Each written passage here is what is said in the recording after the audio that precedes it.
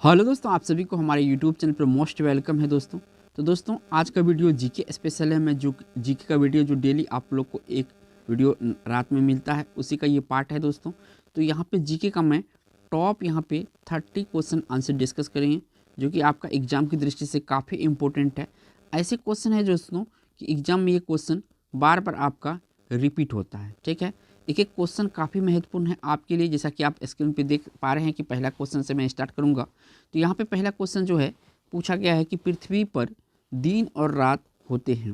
पृथ्वी पर दिन और रात होते हैं, किस कारण से यहाँ पे दिन और रात होते हैं, ये आपको आंसर में देना है दोस्तों।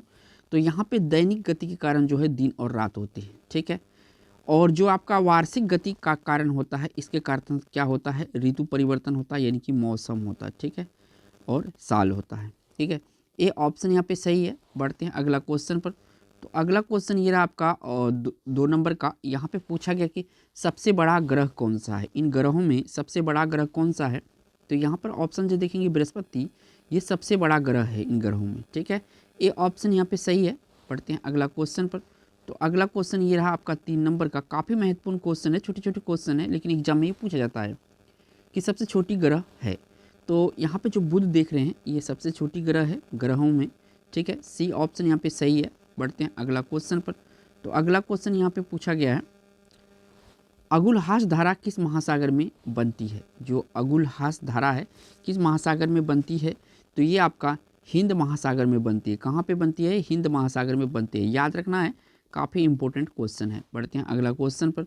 तो अगला क्वेश्चन यहाँ पे पूछा गया है कि पृथ्वी पर सबसे भीतर वाला भाग क्रोड किसका बना होता है। यानी कि भीतर वाला भाग को क्या कहते हैं, तो क्रोड, ये भी याद रखिएगा। और किसका बना होता है क्रोड, तो क्रोड जो है लोहा और निकेल से बना होता है। क्या होता है, लोहा और निकेल से बना होता है। यहाँ पे डी ऑप्शन करेक्ट हो गया। बढ़ते हैं अगला क्वेश्चन पर। तो अगला क्वेश्चन यहाँ पे 6 नंबर का है। पूछा गया है कि मैंगनीज के उत्पाद में भारत का दूसरा स्थान है, प्रथम देश कौन सा है। यानी कि मैंगनीज जो है इसका उत्पादन में सेकेंड नंबर में भारत है, लेकिन पहला नंबर किसका है, तो पहला नंबर जो है दोस्तों रूसी संघ यानी रूस का है। बी ऑप्शन यहाँ पे सही है। बढ़ते हैं अगला क्वेश्चन पर। तो अगला क्वेश्चन ये रहा आपका 7 नंबर का। यहाँ से पूछा गया है कि निम्नांकित में से कौन सा देश कोयले का सबसे बड़ा उत्पादक है। तो यहाँ पे चीन में आपको टिक नहीं करना है, इसका जो राइट आंसर होता है अमेरिका होता है। ठीक है ना, अमेरिका जो है कोयले का सबसे बड़ा उत्पादक है। ठीक है, तो यहाँ से सी ऑप्शन सही है। बढ़िएगा अगला क्वेश्चन पर। तो अगला क्वेश्चन ये रहा आपका, और ये 8 नंबर का क्वेश्चन है। यहाँ पे पूछा गया कि इनमें से किसको जापान का मैनचेस्टर कहा जाता है। तो देखिए जापान का जो मैनचेस्टर है ये किसको कहा जाता है, तो ये कहा जाता है ओसाका को। किसको, ओसाका को कहा जाता है। जैसे भारत का मैनचेस्टर कोयम्बटूर है, उसी तरह से यहाँ पे जापान का मैनचेस्टर पूछे तो आपको ओसाका बताना है। तो ये ऑप्शन यहाँ पे सही है। बढ़ते हैं अगला क्वेश्चन पर। तो अगला क्वेश्चन ये रहा, और यहाँ पे जो पूछा गया है कि भारत के स्वतंत्रता संघर्ष के दौरान डेक्कन एजुकेशनल सोसाइटी नामक संस्था की स्थापना किसने की थी। ये जो डेक्कन एजुकेशनल सोसाइटी है इसकी स्थापना किसके द्वारा किया गया था, ये पूछा गया है। तो इसकी स्थापना किया गया था बाल गंगाधर तिलक जी के द्वारा। किसके द्वारा, बाल गंगाधर तिलक के द्वारा किया गया था। तो यहाँ से आपका सी ऑप्शन सही है। बढ़ते हैं अगला क्वेश्चन पर। तो अगला क्वेश्चन यहाँ से पूछा गया है, 1857 के गदर के समय भारत का गवर्नर जनरल कौन था। जो 1857 का गदर हुआ था यानी क्रांति हुआ था, तो इस समय जो है भारत का गवर्नर जनरल कौन था, तो उस समय जो था भारत का गवर्नर जनरल था लॉर्ड कैनिंग। काफ़ी महत्वपूर्ण क्वेश्चन है, वीवीआई में करता हूँ, काफ़ी महत्वपूर्ण, काफ़ी एग्जाम में पूछा जा चुका है। बढ़ते हैं अगला क्वेश्चन पर। तो अगला क्वेश्चन ये रहा आपका 11 नंबर का। यहाँ से जो पूछा गया है कि भारत भारतीयों के लिए नारा किस संस्था ने दिया था। भारत भारतीयों के लिए यह नारा किस संस्था ने दिया था, तो ये नारा दिया था दोस्तों आर्य समाज ने। इसके संस्थापक थे दयानंद सरस्वती जी। ठीक है, याद रखिएगा। तो बी ऑप्शन यहाँ पे सही है। बढ़ते हैं अगला क्वेश्चन पर। तो अगला क्वेश्चन यहाँ पे पूछा गया है 12 नंबर में कि विंध्याचल और सतपुड़ा पहाड़ियों के बीच से होकर बहने वाली नदी है। इनमें से विंध्याचल और सतपुड़ा जो पहाड़ी है इनके बीच से होकर कौन से इनमें से नदी गुजरती है, तो ये नदी है नर्मदा नदी। काफ़ी महत्वपूर्ण क्वेश्चन है, याद रखिएगा ऑप्शन, क्योंकि एग्जाम में पूछा जाएगा आपसे। बढ़ते हैं अगला क्वेश्चन पर। तो अगला क्वेश्चन यहाँ पे पूछा गया है दोस्तों आपसे कि investor protection fund, investor protection fund किस संस्था ने स्थापित किया है। इन्वेस्टर प्रोटेक्शन फंड जो संस्था स्थापित किया उसका नाम बताना है। तो सेबी इसका नाम है। क्या नाम है? सेबी नाम है, security exchange board of India इसका फुल फॉर्म होता है। अगर इसके हेडक्वार्टर की बात करेंगे तो हेडक्वार्टर जो है आपका मुंबई में है इसका, ठीक है, मुंबई महाराष्ट्र में है, याद रखिएगा। बढ़ते हैं अगला क्वेश्चन पर। तो अगला क्वेश्चन जो है यहाँ से पूछा जा रहा है आपसे, कुंडापुर एवं करवार कक्ष वनस्पति संस्थान कहाँ है? कुंडापुर एवं करवार कक्ष वनस्पति संस्थान कहाँ है? तो ये आपका कर्नाटक राज्य में है। काफ़ी महत्वपूर्ण क्वेश्चन है, ठीक है ना। बढ़ते हैं अगला क्वेश्चन पर।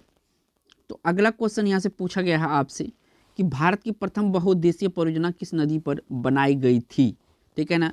तो भारत का सबसे पहले बहुउद्देशीय नदी घाटी परियोजना था दामोदर नदी घाटी परियोजना था। कौन सा? दामोदर नदी घाटी परियोजना ना दामोदर नदी पर बनाया गया था। सी ऑप्शन यहाँ पे सही है। बढ़ते हैं अगला क्वेश्चन पर। तो अगला क्वेश्चन ये रहा 16 नंबर का आ चुका है। पूछा गया है कि भारत में प्रथम स्थापित परमाणु संयंत्र यानी कि ऑटोमिक प्लांट कौन सा है? ऑटोमिक प्लांट कौन सा है भारत में पहला? तो ये तारापुर परमाणु संयंत्र है। कौन सा? तारापुर परमाणु संयंत्र है और ये आपका महाराष्ट्र में पड़ता है। कहाँ पे पड़ता है? महाराष्ट्र में पड़ता है। ये भी साथ के साथ याद रखिए, क्योंकि पूछा जाता है कि जो तारापुर परमाणु संयंत्र है किस राज्य में है, तो ये आपका महाराष्ट्र में है। ये ऑप्शन यहाँ पे सही है। बढ़ते हैं अगला क्वेश्चन पर। तो अगला क्वेश्चन में यहाँ से पूछा गया है आपसे, यूनाइटेड किंगडम यानी यूनाइटेड किंगडम जिसको शॉर्ट में यूके कहते हैं, शामिल है। इनमें से कौन कौन सा शामिल है? तो इसमें आपका इंग्लैंड और उत्तरी आयरलैंड शामिल है। कौन सा? इंग्लैंड तथा उत्तरी आयरलैंड इसमें शामिल है। तो इस क्वेश्चन का जो राइट आंसर है यहाँ से ए ऑप्शन यहाँ पे सही है। बढ़ते हैं अगला क्वेश्चन पर। तो अगला क्वेश्चन ये रहा और यहाँ पे जो पूछा गया है आपसे, आगरा शहर को किसने बसाया था? तो आगरा शहर को सिकंदर लोदी ने बसाया था। किसने बताया था? सिकंदर लोदी ने बसाया था। ए ऑप्शन यहाँ पे सही है। बढ़ते हैं अगला क्वेश्चन पर। तो अगला क्वेश्चन ये रहा, काफ़ी महत्वपूर्ण क्वेश्चन है इतिहास से। राष्ट्रीय प्रतीक के निचले भाग में उत्कर्णित शब्द सत्यमेव जयते, यहाँ पे सीधा सीधा पूछा गया कि सत्यमेव जयते जो है किस संदर्भ में लिए गए हैं, कहाँ से लिए गए? तो यहाँ पे जो मुंडको उपनिषद सी ऑप्शन में यहीं से लिया गया है सत्यमेव जयते। आप सभी ने देखे होंगे, ठीक है। तो लिखा हुआ, अगर रुपया पे भी लिखा होता, जो भारत का रुपया होता इस पे भी लिखा होता सत्यमेव जयते। तो सी ऑप्शन यहाँ पे सही है। बढ़ते हैं अगला क्वेश्चन पर। तो अगला क्वेश्चन यहाँ पे पूछा गया है 20 नंबर में, अशोक के शिलालेखों की लिपि क्या है? तो देखिए अशोक की शिलालेख, जो अशोक का शिलालेख है ये ब्राह्मणी लिपि में है। जॉन्स प्रिंसेप इसको पढ़ा था, और कब पढ़ा था? 1928 में पहली बार जॉन्स प्रिंसेप ने इसको, जो अशोक का शिलालेख है उनको पढ़ा था, ठीक है। बी ऑप्शन सही है, इनसे पहले किसी ने नहीं पढ़ा था। बढ़ते हैं अगला क्वेश्चन पर। तो अगला क्वेश्चन भी काफ़ी महत्वपूर्ण क्वेश्चन है और ये नृत्य से है। बिहू निम्नलिखित में से किसका लोकप्रिय उत्सव है? एक नृत्य भी है, उत्सव भी है, ठीक है ना। तो ये असम का लोकप्रिय यानी कि यहाँ का लोक नृत्य कह सकते हैं या पर्व कह सकते हैं। ए ऑप्शन यहाँ पे सही है। बढ़ते हैं अगला क्वेश्चन पर। तो अगला क्वेश्चन जो यहाँ से पूछा गया है 22 नंबर में कि विवेकानंद रॉक मेमोरियल कहाँ स्थित है? तो विवेकानंद रॉक मेमोरियल जो है ये आपका कहाँ पर है? तो ये है आपका तमिलनाडु में। कहाँ पे है? तमिलनाडु में है विवेकानंद रॉक मेमोरियल। काफ़ी इंपॉर्टेंट क्वेश्चन है, मैं वीवीआई कर देता हूँ, आप लोग आंसर को याद रखिएगा। बढ़ते हैं अगला क्वेश्चन पर। अगला क्वेश्चन यहाँ से पूछा गया है कि महात्मा गांधी को राष्ट्रपिता के रूप में उल्लेख सबसे पहले किसने किया था? तो सबसे पहले जो कहा था इसको राष्ट्रपिता सुभाष चंद्र बोस ने कहा था। किसने कहा था? सुभाष चंद्र बोस ने कहा था। फॉरवर्ड ब्लॉक का इन्होंने स्थापना किया था, ये भी याद रखिएगा। और नेताजी के उपनाम से इन्हें जाना जाता है। किसका? नेताजी का, ठीक है, याद रखिएगा, पूछा जाता है ये सब एग्जाम में। बढ़ते हैं अगला क्वेश्चन पर। अगला क्वेश्चन यहाँ पे पूछा गया है और प्रथम गोलमेज सम्मेलन कहाँ हुआ था? तीनों का तीनों गोलमेज सम्मेलन जो हुआ था, फर्स्ट, सेकेंड और थर्ड, ये तीनों गोलमेज सम्मेलन आपका लंदन इंग्लैंड में हुआ था। बी ऑप्शन इस क्वेश्चन का राइट आंसर है। बढ़ते हैं अगला क्वेश्चन पर। तो अगला क्वेश्चन यहाँ पे पूछा गया है, देश का लौह पुरुष किससे कहा जाता है? यानी आयरन मैन के नाम से। तो आयरन मैन या देश का लौह पुरुष जो कहा जाता है सरदार वल्लभ भाई पटेल को, यहाँ पे शॉर्ट में लिखा हुआ सरदार पटेल, और ये भारत का प्रथम गृह मंत्री था, तो याद रखिएगा इनके बारे में भी। बढ़ते हैं अगला क्वेश्चन पर। तो अगला क्वेश्चन ये रहा और यहाँ पे जो पूछा गया है काफ़ी महत्वपूर्ण क्वेश्चन है। क्वेश्चन में पूछा गया कि महात्मा गांधी को अदनंगा फकीर किसने किया था या अदनगन फकीर किसने कहा था? तो ये कहा था वेस्टन चर्चिल। किसने कहा था? वेस्टन चर्चिल कहा था। यहाँ पे सिर्फ चर्चिल लिखा है तो याद रखना है वेस्टन चर्चिल, क्योंकि ऑप्शन जो दिया जाएगा वेस्टन चर्चिल भी दिया जा सकता है। अगला क्वेश्चन यहाँ पे आ चुका है 27 नंबर का, महात्मा गांधी निम्नलिखित में से किनसे अधिक प्रभावित थे? तो यहाँ पे जो लियो टॉल्स्टॉय है इससे अधिक प्रभावित थे Mahatma Gandhi G B option यहाँ पे सही है। बढ़ते हैं अगला क्वेश्चन पर। तो अगला क्वेश्चन यहाँ 28 नंबर का है। यहाँ से पूछा गया है कि महात्मा गांधी का जन्म कब हुआ था। तो याद काफ़ी इम्पोर्टेंट है, 2 अक्टूबर, पता होगा आपको, 2 अक्टूबर 1869 में इनका जन्म हुआ था पोरबंदर गुजरात में। ठीक है, कहाँ पे? पोरबंदर गुजरात में इनका जन्म हुआ था। याद रखिएगा, काफ़ी महत्वपूर्ण है। और 2 अक्टूबर जो है हम लोग अहिंसा दिवस के रूप में मनाते हैं इसी के जन्मदिन पे।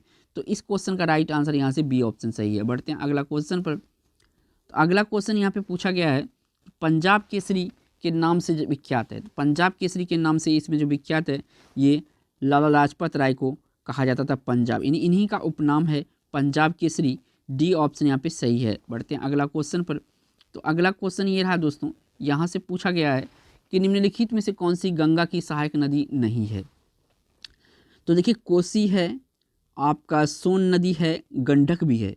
ये जो स्वर्ण रेखा है ये गंगा की सहायक नदी नहीं है। 30 का जो राइट आंसर है यहाँ से ए ऑप्शन सही है। और स्वर्ण रेखा नदी जो है दोस्तों ये आपका झारखंड में बहती है। तो ऑप्शन यहाँ पे ए सही है। देखिए दोस्तों, अगर वीडियो आपको अच्छा लगा तो एक लाइक करके जाइएगा दोस्तों, और चैनल पे पहली बार हैं तो चैनल को सब्सक्राइब जरूर कीजिएगा। थैंक्स फॉर वॉचिंग दोस्तों।